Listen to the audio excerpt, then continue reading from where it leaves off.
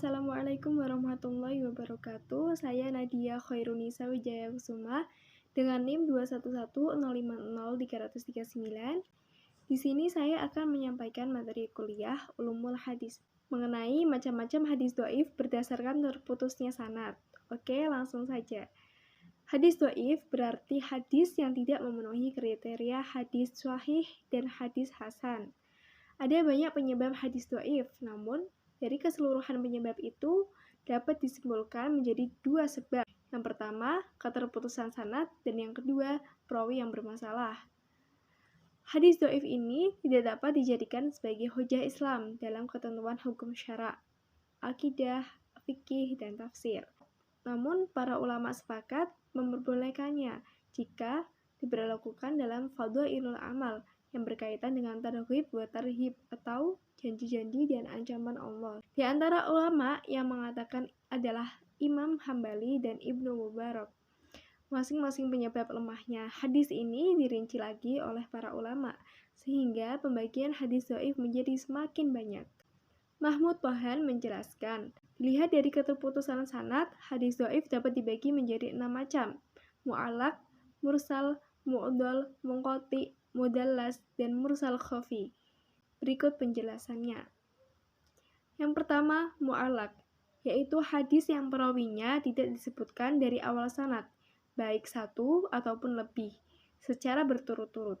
Misalnya, bila seseorang mengatakan Rasulullah bersabda, atau dari sahabat Abu Hurairah bahwa Rasulullah bersabda, tanpa menyebutkan rangkaian sanadnya dari awal, maka hadis tersebut dinamakan hadis mu'allaq. Kedua, hadis mursal, hadis yang tidak disebutkan nama sahabat dalam rangkaian sanadnya. Periwayatan hadis pasti melalui sahabat, karena tidak mungkin tabi'in bertemu Rasulullah langsung. Bila ada hadis yang tidak menyebutkan sahabat dalam rangkaian sanadnya, dari tabi'in langsung lompat ke Rasulullah, maka hadis tersebut bermasalah. Misalnya, Imam Muslim bin Hajjaj pernah meriwayatkan hadis dari Muhammad bin Rafi, dari Hujain, dari Al-Laits, dari Uqail, dari Ibnu Syihab, dari Sa'id bin Musayyab bahwa Rasulullah pernah melarang jual beli dengan cara muzabanah, yaitu jual beli tanpa takaran. Ulama menghukumi hadis tersebut dengan mursal, karena Sa'id bin Musayyab adalah seorang tabi'in yang tidak mungkin bertemu Rasulullah SAW. Pasti Sa'id bin Musayyab mendengar hadis tersebut dari sahabat, tetapi dalam rangkaian sanadnya tidak disebutkan nama sahabat yang menjadi perantara antara Sa'id bin Musayyab dan Rasulullah. Yang ketiga yaitu mu'dhal, hadis yang dua rawinya dihilangkan secara berturut-turut dalam rangkaian sanadnya. Maksudnya, dalam rangkaian sanad ada dua perawi yang dihilangkan, syaratnya harus berturut-turut.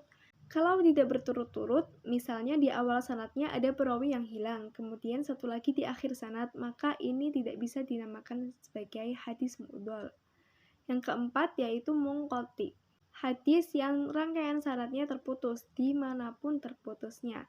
Persyaratan hadis munqati lebih longgar daripada sebelumnya.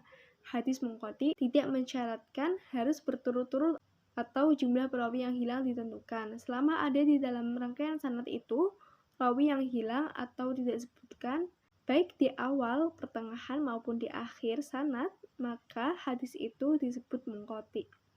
Yang kelima yaitu mudallas. Hadis mudallas terbagi menjadi dua, yaitu tadlis isnad dan tadlis syuyukh.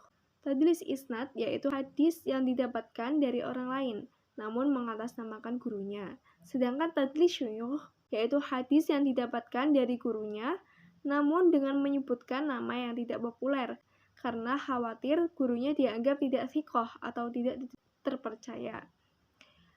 Yang keenam yaitu mursal khafi, hadis yang diterima dari orang pada masanya dan ia bertemu langsung, yang sebenarnya tidak mendengarnya langsung atau tidak menyimak. Namun, dia meriwayatkan hadis seolah-olah dia mendengarnya langsung, padahal tidak seperti itu. Ini disebut sebagai hadis mursal khafi yang hukumnya dhaif. Wallahu a'lam bishawab. Nah, mungkin sekian yang dapat saya sampaikan. Apabila terdapat kesalahan, saya mohon maaf. Dan untuk teman-teman yang ingin bertanya, silahkan ketik di kolom komentar. Jangan lupa like, jika kalian anggap konten ini bermanfaat. Sekian dari saya. Wassalamualaikum warahmatullahi wabarakatuh.